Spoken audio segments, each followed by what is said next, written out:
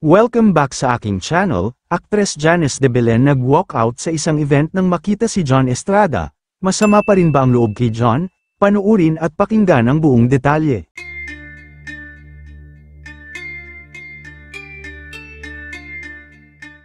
Inulan nga ng mga komento mula sa mga netizens ang nasaksihan nila dahil sa naging reaksyon ni Janice de Belen nang makita nito ang dating asawa na si John Estrada sa isang event.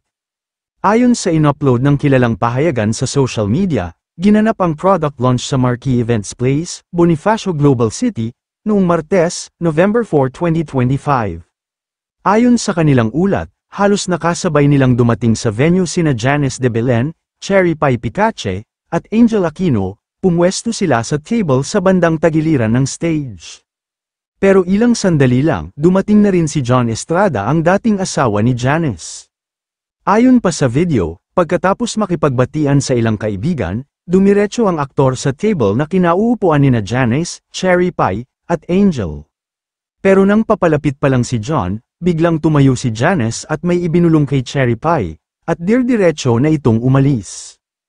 Ayon pa sa report ng matanong daw si Janice ng isang media reporter kung bakit siya nag-walk out, dito ay agad sinabi ng aktres na hindi naman daw.